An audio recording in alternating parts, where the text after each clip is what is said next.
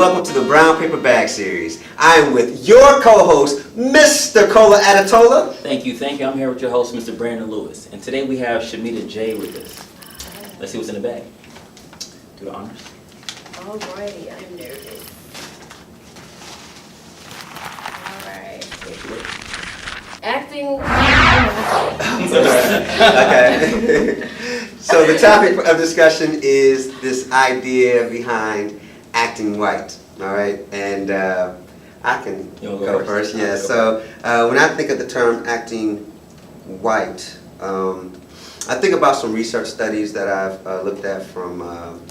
There's a guy named Agbu that has this idea about acting white, and really the theory is that it's not cool to do certain things. Like if you are smart in school or you're trying to do well, then sometimes there's this notion that, oh, you're trying to act white. And unfortunately, you know, that has been a part of sort of black dialogue within some spaces, particularly when you're young. I know when I was younger in junior high and high school and things like that, I would hear that term from time to time. But mine, I think I heard it for different reasons, mainly because of my complexion and things of that nature. Right? So exactly. So I had some other things going on, but just the concept behind acting white, I think that I'm not quite sure of how prevalent it is today, because when I talk to high school students, and even younger, you know, many of them do stress the idea of wanting to do well in school, wanting to go to college, and just wanting to better themselves. So I'm not really quite sure on how much that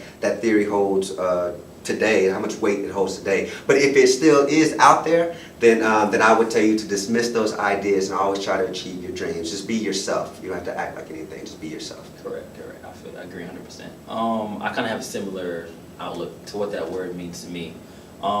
When I was younger, I think I had the same notion from an audience of the students and classmates that I had. I'm personally from New York, from Bronx, New York, and when I moved down here, I lived here for so long that I lost my accent. I wasn't even old enough to really develop my accent to the point where it wouldn't change. So in school, it was always like, they hear where you're from, but then I was speaking properly, what they call it, and so it was like kind of like acting white. Because speaking proper, but also being from New York, but being in our society, I went to school in Stone Mountain as well. Mm-hmm. And so they're like, okay, that's different. They're not used to it. You must be acting white. So for me, I just have that little piece that brings about when I hear the word. Like you said, you don't know how prevalent it still is currently. Mm-hmm. I don't think it's how it used to be. I definitely would say it's not as bad as it used to be. Because before you'd have like different fights happen from that phrase, acting white, but now I don't think it's as bad. So yeah, that's my piece. Acting white, that's different. Well, I'm from the islands. Both my parents are from Haiti, and so coming into the States, period, there's always been a acting white, acting American, I guess, was more for me. And then speaking proper, like no one can ever tell where I was from, like ever. Like you're from the islands, but you don't use the accent, you don't sound hood, so you're acting white. Yeah, so I guess for me, it was more so my speech and how I carried myself is where I would hear the acting white come from. Then it wasn't nothing major though. It's nothing that I would say I got shunned for, but it was definitely something that was spoke on. Yeah. All right, thank you everyone for providing their insight and thoughts regarding acting white. I know that was a big conversation and there's so much more we could have discussed, but at this time we're going to pass the floor to Kola Brandon so we can begin. Yes, today we have a special guest, my dear friend, Ms. Shemida J, singer, songwriter, performer. And I would like to start off by asking the first question actually. Oh. So, I've only known you for like a little over a couple months now, but how I met you was as a performer, singer. Actually opening up for Frankie Beverly, by the way. Oh, wow. Amazing band. So, up to this point, you're a young black woman in Atlanta, Georgia. How did you get to the point where you are, and what's a little bit of your background that you like to share with the people? How did I get to where I am at, which is Atlanta, Georgia? Life moved me to Atlanta from Florida, Tampa, Florida to be exact. And I've been hitting the ground running, honestly. I've been blessed to be put around some amazing people and different talents. That's opened some doors. So shout out to God on that one. Being young and black, I love it. I absolutely love it. It's who I am. It's who I am. Did I catch all the questions? She said, okay. Yes. I just want to make sure I answered the whole question, but yeah. Well, I did say, what would you like to share with the people in addition? Like, how did you get to this point, musically? Oh, musically. Oh my gosh, it's been a journey. I'm literally one of those chicks that's always been singing. Never thought about it as a profession just because my island parents didn't understand it. You go to school and you become a nurse, a doctor. Mm-hmm. That makes more sense. So I've always just been a singer, and not until being in the studios and being in the high school choruses and stuff like that, I would always get asked by different rappers, like, sing my hook, sing my hook. And then eventually they're like, you should probably do your own thing. And I gave it some thought, and about 5 years ago, I really set on this journey to connect my talent and business to try and make a living of it. That's dope, that's dope. All right, so that's cool. That actually leads into my second question. I was gonna ask you, in the mix of linking your talent to business, how hard or easy has that been for you, being a young black woman in the industry? Oh, wow. Singing in the music industry. How hard or easy? The easy part is that I love to sing. I love to write songs. Music is truly the way I express myself, for real, no cliche. That's the easy part. The hard part is understanding that you are now a brand, and that now there's a way to move, and understanding that this is definitely a male-dominated industry.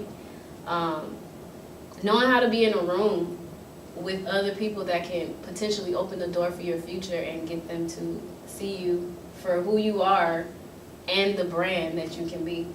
That has definitely been, I would say, learning curves and challenges at the same time for me. Yeah. So you were talking about this brand, and also you love the idea that you're young and black, right? So I wanted to hear a little bit more about your brand. Sort of what is this image that you work to create? And I'm sure a lot of this is already who you are, a piece of that. So I want to hear a little bit more about your brand, and I also want to hear about your experiences of being a young black woman within the music business, some of those experiences. My brand is self-love.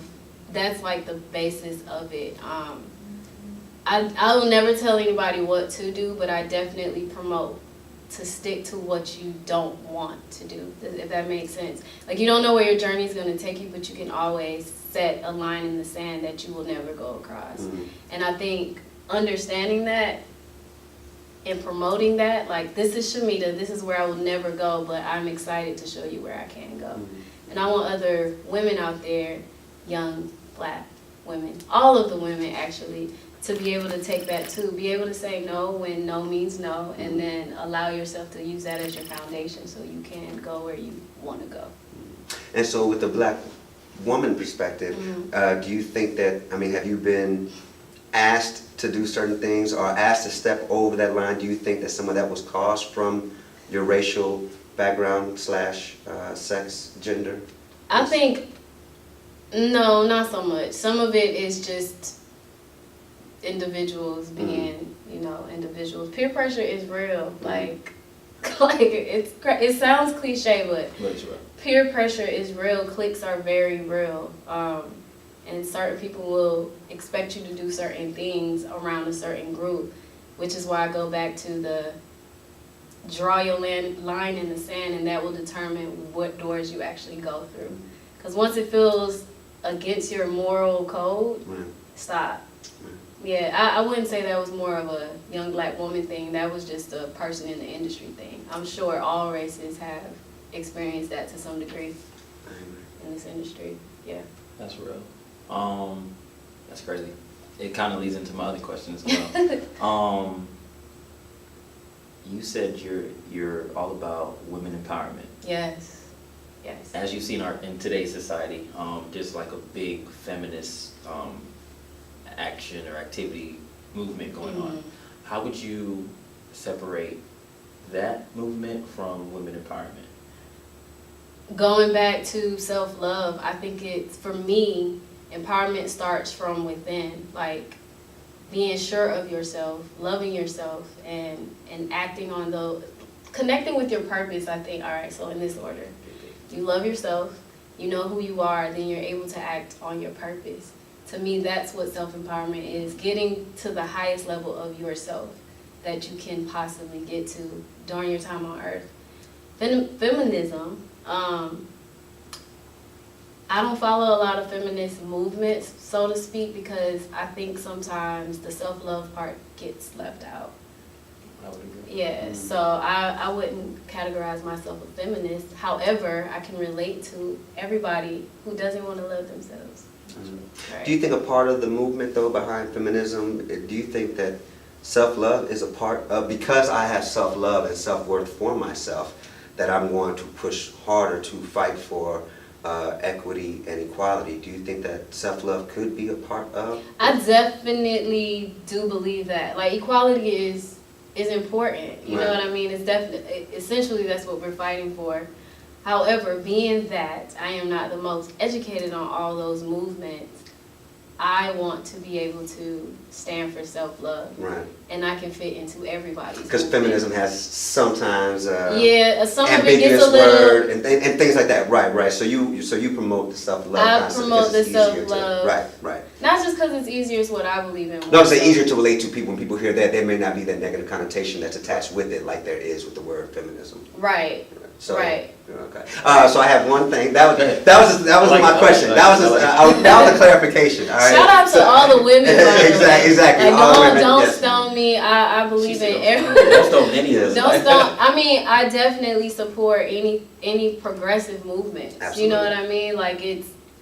Come on, like That's part of your brand. Right. Absolutely. We're in America. There's a lot of civil things that we have fought for. Right. So I absolutely support equality across the board. I love it. Absolutely. So here's a question I've been dying to ask since we sat down. He said, Top 3 musical influences. Top 3. Okay, Lauryn Hill. That's so easy. oh, I agree 100%. Lauren is my chick. I love India Arie. Okay. I love her too, and I have to go with Erykah Badu. Like, those are my top 3 all the time. Playlist all day. Like, those 3 women. They happen to all be women too. Right. Female empowerment. I love it. Strong black women. So now it's not a question, but there is a request. All right. Oh Lord. 2 or 3 lines. Of a song. We would love to hear, whether it be your own or whether it be from one of your influences or just something that you would like the world to hear at this moment, this time. Using your voice, that is, by the way. Yeah. Okay, sure. I'll go with one of my folks. All right, here we go. It could all be so simple, but you'd rather make it hard. Loving you is like a battle, and we both end up with scars. I'm ready for the next slide. Yeah. Y'all had the nerves a little bit. I love it. All right, thank you so much. That was amazing. absolutely beautiful. Absolutely Thank you. amazing. Yes, and you're definitely headed to enormous heights. So we're glad that we got a chance to interview with you today. That was one of the best renditions that I think that we've been blessed with to hear, particularly from Lauryn Hill, who was a juggernaut. Amazing. You know, and so to redo the song the way that you did, that was truly amazing. So I wanted you to kind of just share with the viewers, how can they get in contact with you? Or do you have any like social media platforms that people can go in and hear some of your music, or they can request Reach a out to you. booking and things like that, you know, for you to come perform? Yes, ShemidaJ.com. All the links to my social media, Instagram, Twitter, is on there. Can you spell it for us? It's